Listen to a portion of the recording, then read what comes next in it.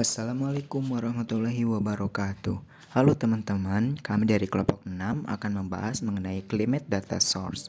Berikut anggota dari kelompok 6. Nah, kita buka yang ini.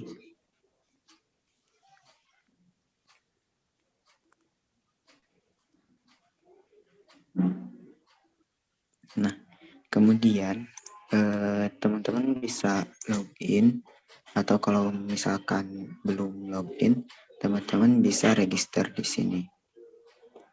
Dan cara registernya pun mudah. Teman-teman tinggal memasukkan username, terus password, kemudian nanti tinggal isi apa yang harus isi di sini. Karena aku udah daftar, jadi tinggal langsung login saja.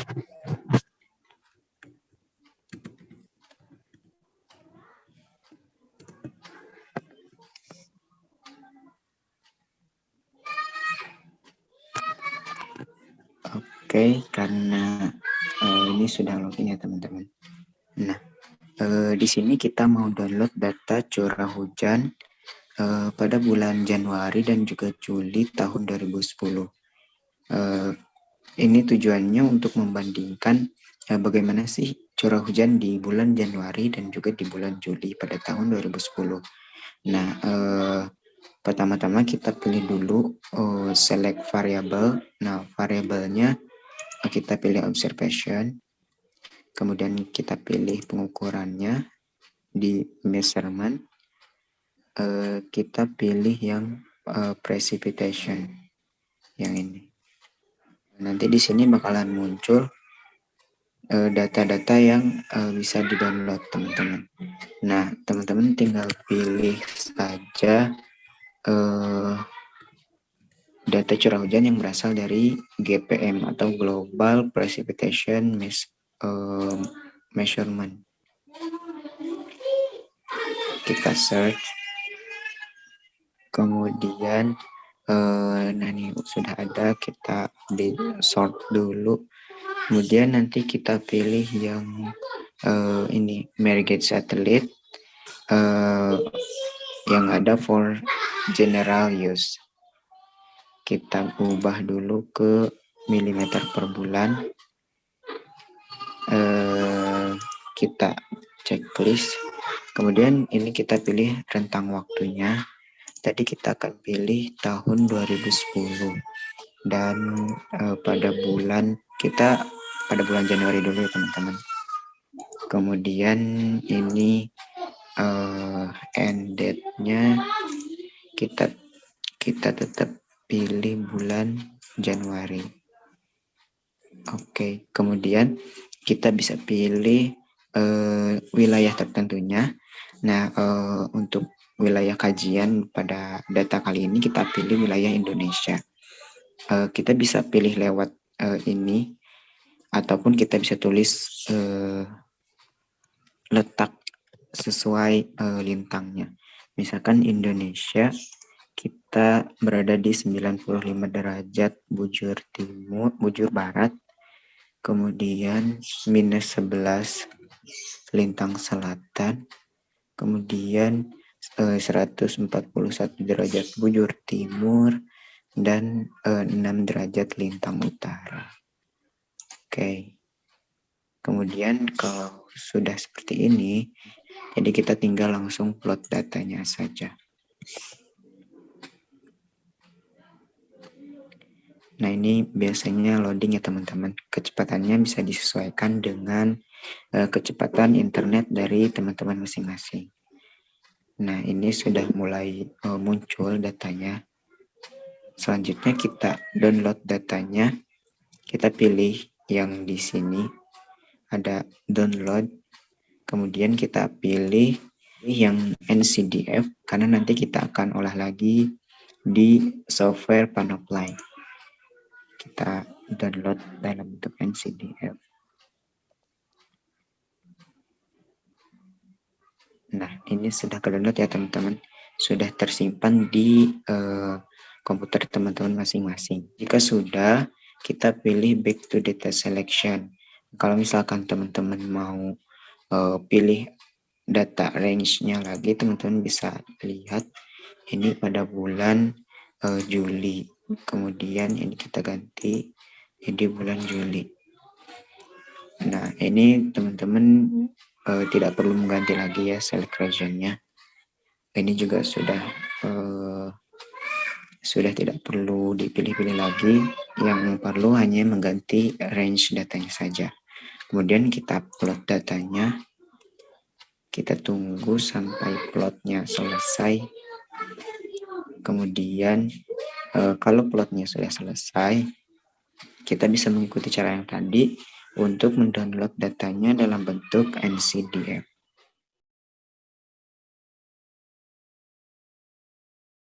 Saya di sini ingin memberitahu cara untuk menggunakan web Climate Copernicus. Nah, yang pertama, jika kita sudah memiliki akunnya, kita bisa langsung login ke sini. Nah, tinggal masukin email dan passwordnya. Nah, jika kita belum memilikinya, kita bisa membuat akun baru di sini. Nah, kita tinggal klik create new account. Nah, kemudian kita bisa masukin email kita ke sini. Nah, misalnya seperti ini, terus masukin nama dan sebagainya. Nah, ini kita bisa masukin negara asal kita. Karena saya berasal dari Indonesia, masukin Indonesia. Kemudian sektor di sini bisa dipilih akademik ini, terus organization kita masuk dari mana. Kalau saya kan karena mahasiswa IPB, sehingga saya memasukkan dari organisasi saya IPB University. Nah, kemudian kita bisa masukin ini ya captcha-nya ya. Nah, kemudian create new account. Nah, setelah akun kita setelah akun kita terregistrasi, kita tadi bisa login ke sini. Nah, kemudian kita bisa masuk ke tampilannya seperti ini ya. Nah, kemudian kita bisa untuk mendownload ya data di sini. Caranya itu yaitu kita klik ke download data ini, kemudian kita bisa pilih produk type-nya seperti apa. Nah, karena sini saya mencontohkan kita ingin mendownload temperatur ya. Jadi saya itu downloadnya itu monthly average reanalysis karena ini tuh datanya berbentuk bulanan. Kemudian untuk pressure levelnya itu 1000 HPA. Terus tahunnya itu bebas ya, tahunnya berapa aja, bisa 2010 sampai tahun terbaru itu 2021. Kemudian kalau bulan juga bebas, ya bisa Januari, Februari, Agustus, dan sebagainya. Untuk time ya emang 00 ya. Kemudian ini subregion ini kita harus nyari dulu nih di internet nih, longitude dan latitude-nya. Nah, ini karena saya disuruh mencontohkan itu di Indonesia, sehingga inilah longitude dan latitude Indonesia. Itu notnya 6, S-nya 142, short-nya -11, S-nya 95 ya. Nah, untuk formatnya yaitu tergantung ya, karena saya itu menggunakan aplikasi Panoply, jadi saya itu menggunakan datanya berbentuk netcdf, yaitu data eksperimental. Kemudian kita bisa submit form ya. Nah, setelah submit form, kita itu disuruh menunggu tuh data kita tuh kapan bisa di-downloadnya, kita disuruh menunggu. Setelah data kita selesai ini untuk mengantri, akan ada notifikasi yaitu data sudah bisa di-download. Nah, di sini saya akan memaparkan bagaimana cara memplot data curah hujan yang telah di-download dari website Giovanni NASA dalam bentuk netcdf di aplikasi Panoply. Jadi pertama-tama kita harus menyiapkan datanya yang telah di-download. Di sini sudah tersedia data, yaitu data curah hujan Indonesia pada bulan Januari pada tahun 2010. Lalu untuk aplikasi yang harus disiapkan yaitu aplikasi Panoply. Di sini jadi pertama-tama kita input terlebih dahulu data NCDF ini ke Panoply ini dengan cara kita menuju ke file dan di sini ada open, atau juga kita bisa menggunakan kombinasi Ctrl plus O. Jadi langsung kita open saja. Karena di sini saya menyimpannya di desktop, jadi saya langsung menuju ke desktop. Jadi nanti kalian menyesuaikan saja bagaimana di mana kalian menyimpan datanya yang telah di-download. Di sini karena saya menyimpannya di desktop, jadi saya input dari desktop dengan nama CH Curah Hujan Indonesia Januari pada tahun 2010 dan langsung saja saya open. Nah, setelah di-open di sini muncul beberapa opsi, yaitu ada GPM, ada LAT BNDES, ada LON dan LON BNDES. Di sini untuk curah hujan tersendiri karena saya mendownload dari Giovanni NASA di sini dengan kode GPM. Nah, langsung saja kita arahkan kursor dan klik di bagian GPM. Lalu bagaimana cara plotting datanya? Di sini ada gambar palu dan juga ada create plot. Kita bisa langsung saja create plot dengan cara mengklik bagian ini dan muncul beberapa opsi. Langsung saja kita klik create. Nah, di sini sudah muncul bagian yang di-highlight yaitu Indonesia karena di sini data NCDF-nya yaitu bagian Indonesia. Lalu bagaimana cara kita menyesuaikan gambarnya agar lebih enak lagi dilihat? Lalu kita bisa di zoom. Bagaimana cara nge-zoom-nya? Kita bisa menekan tombol kontrol pada keyboard kita masing-masing, tekan kontrol. Nah, di sini kursornya akan berganti menjadi kaca pembesar. Lalu bagaimana cara membesarkannya? Kita dapat mengklik bagian mana yang akan kita zoom. Di sini kita mengklik bagian tengah agar simetris nantinya. Nanti kita coba kita klik. Ini menyesuaikan saja bagaimana kita ingin memplotnya sebesar apa. Tapi kalau sebisa mungkin yang mencakup semua dan dapat mencakup semua datanya. Lalu kita zoom saja, kita zoom. Nah, di sini saya rasa cukup. Lalu bagaimana kita cara mengekspor data ini? Kita bisa langsung saja menuju ke file.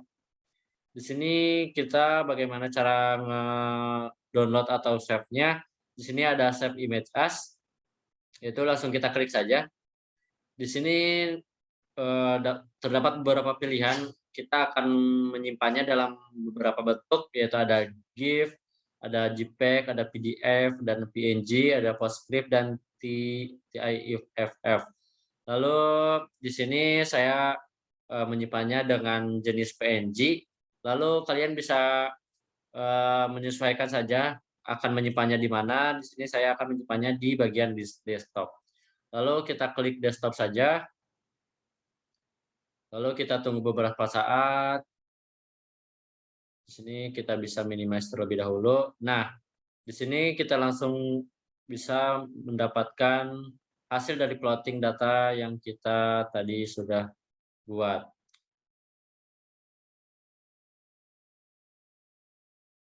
Oke, saja saya di sini ingin ngasih tutorial cara plot data NC suhu dengan butterfly. Nah, butterfly itu bisa memvisualisasikan data dengan sangat cepat, mudah, dan praktis.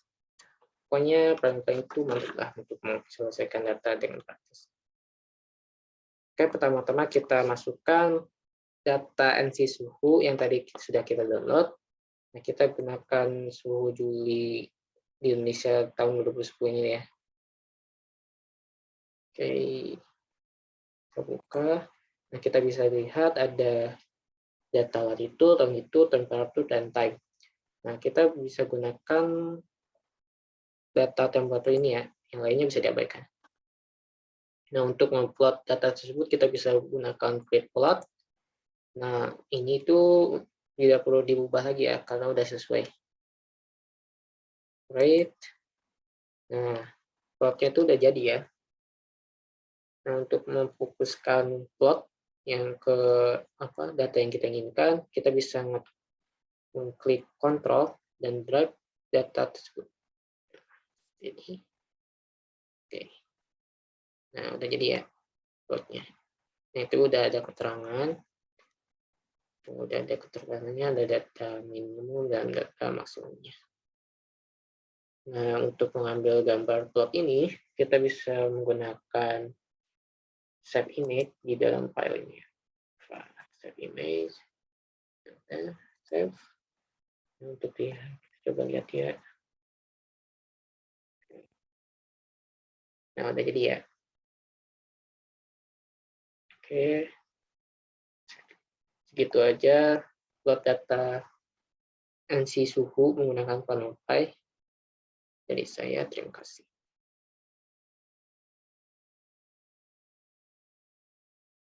Nah, selanjutnya saya akan menjelaskan mengenai interpretasi curah hujan dan suhu udara yang terjadi di Indonesia pada bulan Januari dan bulan Juli pada tahun 2010. Yang pertama, ini ada gambar peta curah hujan yang jadi pada bulan Januari tahun 2010. Kita lihat bentangnya itu berada di antara 7,5 hingga 1.419,1 mm per bulan, di mana sebagian besar wilayahnya itu memiliki rentan curah hujan pada 288,9 hingga 570,2 mm per bulan. Sedangkan untuk sebagian kecil wilayah dari Kalimantan Barat dan Sulawesi Selatan itu berada di rentang 851,5 hingga 1132,8 mm per bulan. Dan di sini merupakan curah hujan tertingginya itu di sekitar sebagian selatan dari Pulau Sumatera. Selanjutnya kita lihat di sini ada sebaran curah hujan pada bulan Juli 2010. Di sini rentangnya menurun, yang tadinya 7,5 menjadi 0,1, dan yang tadinya tingginya 1414 menjadi 1239 mm per bulan. Sedangkan untuk sebagian besar wilayahnya sendiri itu berada di rentang antara 247,9 hingga 495,7 mm per bulan. Untuk wilayah Aceh, Lampung, sebagian besar Pulau Jawa, dan Pulau Papua, sini memiliki rentang di antara 0,1 hingga 247,9 mm per bulan. Dan untuk beberapa curah hujan tertinggi di sini justru terjadi di sekitar lautan di wilayah Indonesia. Perbedaan curah hujan antara bulan Januari dengan bulan Juli yang ada di Indonesia mengapa mengalami penurunan? Hal itu disebabkan karena adanya zona konvergensi atau ITJZ, di mana ITJZ itu terjadi di daerah sekitar Sabuk yang diakibatkan oleh adanya gaya Coriolis dan posisi matahari.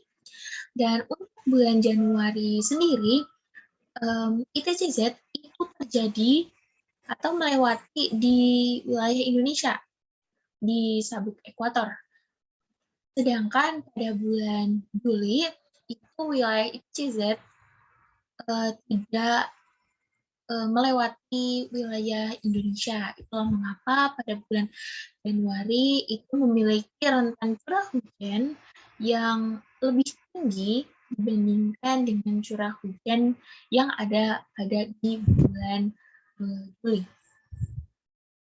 Selanjutnya untuk peta temperatur pada bulan Januari dan bulan Juli tahun 2010 dapat kita lihat di sini merupakan peta suhu pada bulan Januari tahun 2010 di wilayah Indonesia. Sebagian besar di wilayah selatannya itu didominasi oleh suhu di antara rentang 300,1 hingga 302,0 atau sekitar 27 hingga 28,85 derajat Celcius. Yaitu suhunya lebih tinggi dibandingkan di wilayah utara dari Indonesia, itu di rentang sekitar 297,2 hingga 299,2 derajat Kelvin atau setara dengan 24,5 derajat Celcius hingga 26,5 derajat Celcius. Hal ini diakibatkan karena pada belahan bumi di bagian selatan itu sedang mengalami musim panas, diakibatkan dari posisi matahari yang berada di belahan bumi selatan, sedangkan di belahan bumi utara itu mengalami musim dingin, di mana tidak ada matahari di wilayah belahan bumi utara. Itulah mengapa suhunya lebih dingin dibandingkan dengan wilayah selatan dari Indonesia. Nah, di sini merupakan peta suhu udara pada bulan Juli 2010 memiliki rentang yang sama di sekitar 297,2 hingga 302 derajat Kelvin atau sekitar 24,5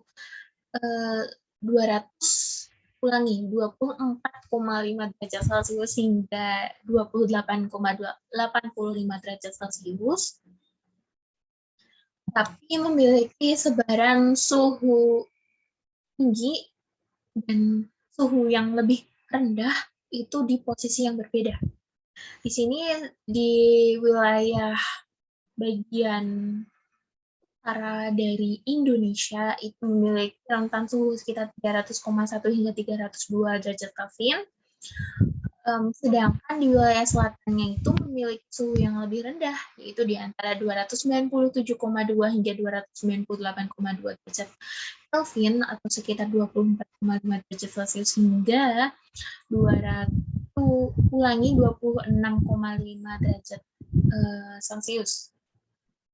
Hal ini dikarenakan pada belahan bumi utara itu mengalami musim panas akibat posisi matahari yang berada di belahan bumi utara, sedangkan belahan bumi selatan itu mengalami musim dingin diakibatkan tidak adanya matahari di wilayah tersebut. Itulah mengapa wilayah Indonesia yang di bagian utara itu memiliki suhu yang lebih tinggi dibandingkan dengan wilayah selatannya, di mana sebagian besar wilayahnya itu berada di rentang sekitar 298,2 hingga 299,1 derajat Kelvin atau sekitar 26 hingga 27 derajat Celcius.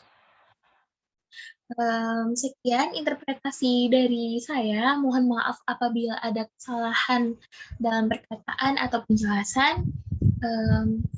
Wassalamualaikum warahmatullahi wabarakatuh.